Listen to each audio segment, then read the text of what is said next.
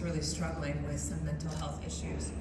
And I personally had felt a lot of assistance in my well-being through my spirituality, and wanted her to be able to find some relief. And as I looked around to the different needs throughout the world, I saw a common pattern and theme, that those who were focused on a power higher than themselves felt a sense of community and were able to link arms together and to really accelerate the good that they could do.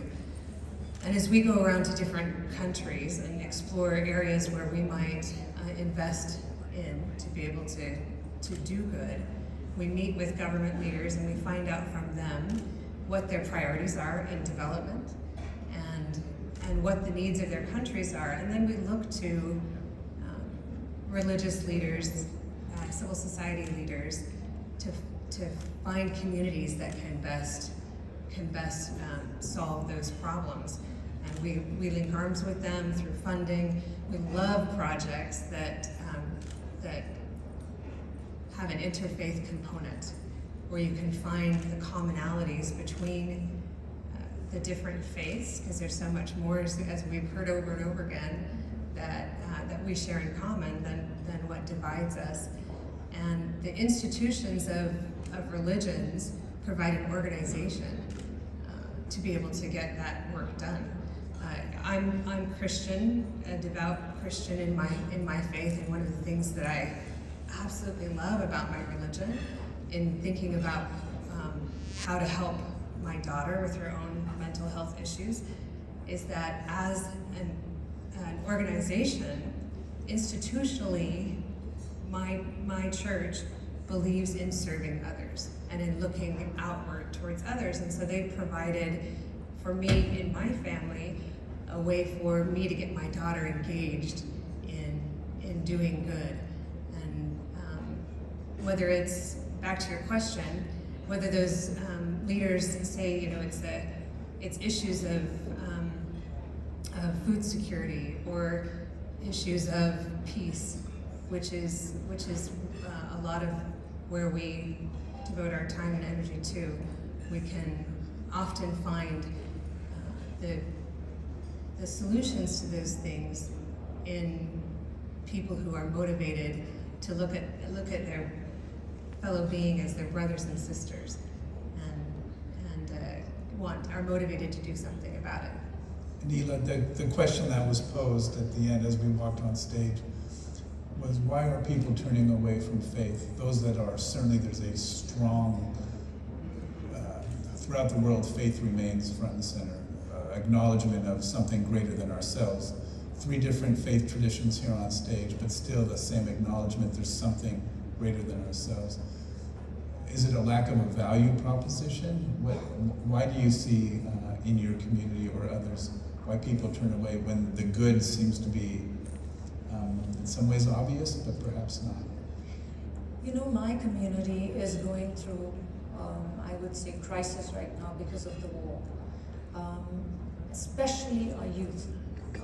And just the other day I was sitting with my interns and talking about, how important it is to not lose sight that there is another human being on the other side. And that the only solution, the only way to finish and end this is through dialogue and that conversation, and not sound bites. And I think that our young people are not having enough conversations. In my community, I feel like this young person just told me that, Anila, I can't talk to anybody about this because I feel like the Jews and the Christians, they sat together and they found solutions from the book. Why can't we do that? And why is it that when we as young people want to, bring on changes or, say, let's do ijtihad, which is, scholars sit down and they try to change things, that we get death threats and we can't change it. And I want to go back into that. Our young people who want to believe are not able to do that because we're not allowing them to have these difficult conversations. And so they will reach out to people like us who are willing to let them think.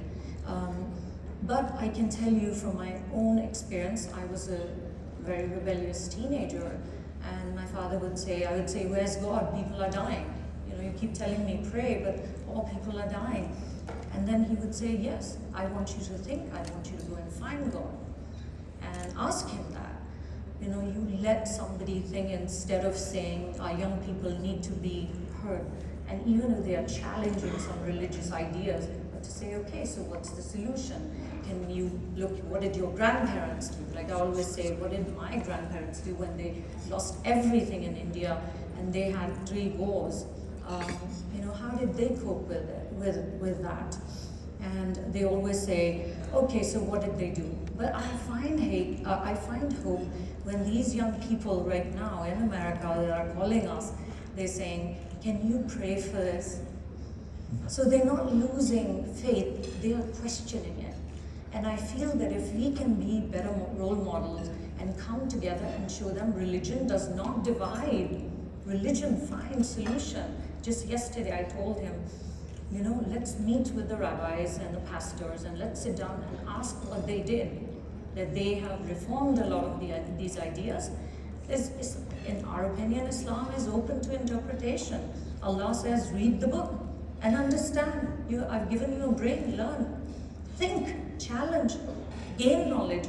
But our young people are sort of afraid to do that because of the restrictions in our religious structures. And if we do that and give them the opportunity to practice Islam, which we call hukukul ibad, serving humanity, they'll be able to sit with a Jewish person, a Christian person, someone who may not have faith, and understand, yes, you know, faith is not such a bad thing, it brings us together. But what we're not doing is giving them that opportunity. Women, men, sitting together and saying, you know, this is how I feel. Those conversations these days are very key. I may not have to agree with you on everything, but I must talk to you. But if there's a wall, that wall could be a wall of misunderstanding. And it could be like that forever, and our young people will see it as that. Rabbi, what would you say? I imagine people come to you seeking something. What do you say to them? I think when we look at young people today, especially, is where we have the greatest opportunities. And one of the challenges, I think, is we have to understand as leaders. And I'm not saying you have to be an ordained leader to be a leader in your community. You can be a leader in your own home, in your own parish, in your own mosque, in your own temple. We all take on roles of leadership. And we have to understand that our faith needs to be a resource and not a roadblock. To be a resource means that we use our faith as a way to open conversation and not a roadblock to shut it down. How, when our children come to us and they say, I'm having questions about this, we don't go, oh no, this is what the book says, so you gotta just accept it. No, no, no, no, no. This is the opportunity. This is the question you've been waiting for. They're looking at you and they're looking for answers. And they want dialogue. They want discourse. And we have to model the discourse that they need to find and create in the world. I'm sure everybody is sitting at the table with a cell phone. Anybody have one of those old flip phones? Probably not. Everybody probably has like an iPhone, an Android, and I'm sure we're on some version of social media or we get our news alerts. And oftentimes we scroll through and it's a very solitary experience. I remember as a kid sitting down to watch the evening news. Anybody sit down to watch the evening news anymore? TikTok, yeah, TikTok. Kids are getting the #1 sources of information coming from TikTok and YouTube. Yep. That's where they get the news. And that's a very isolated experience. You're sitting in front of a screen by yourself. Maybe you're engaging in making comments. But when I was a kid, we used to sit down and watch the evening news. I don't care if it was Walter Cronkite on the news or if it was Peter Jennings on the news. But the reality is that the family sat down and we talked about it. People are coming to us and they're looking for that opportunity. They want the connection and the interaction, and that's exactly what this study shows us.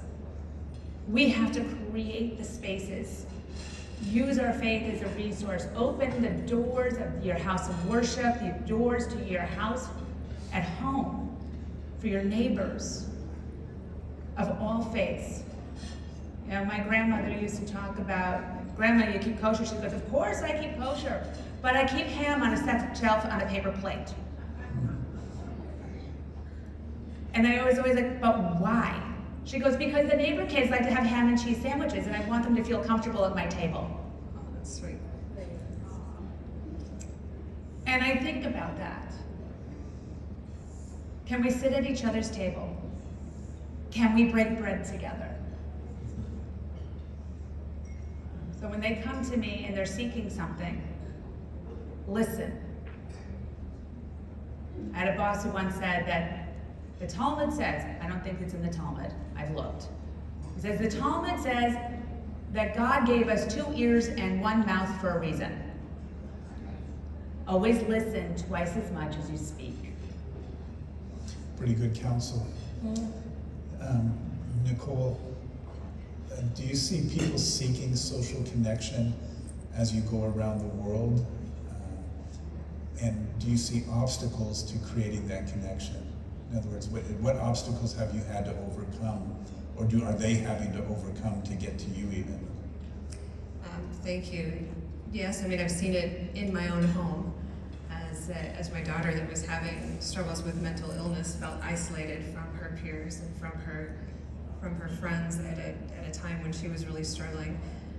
And then I see it, you know, a colleague of mine was in Bosnia, and he had a chance to speak with one of the youth there, and he posed a question. He said, "What is one thing that you know for certain about your future? You know, what are your goals? What do you see for yourself?" And the answer was super sobering. It was, well, I'm not too sure, but one thing I know for sure is that there's going to be a war in my future. And how sad is that? That that's the thing that she was most sure about. And so as we looked at doing peace building projects in Bosnia, because there has been a lot of generational trauma, because the community is so divided, and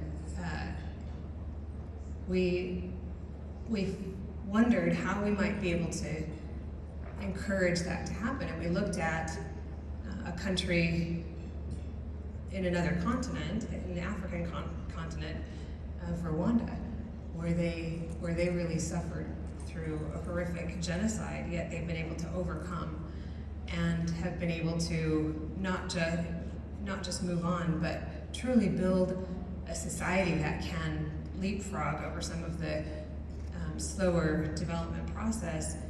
And what we saw is that they implemented one of the values that is often taught in religion, which is forgiveness. Can you get past that, the past hurt, and look to building a future together, one that looks at being one people and not several different groups or sects that have hurts and past anguishes.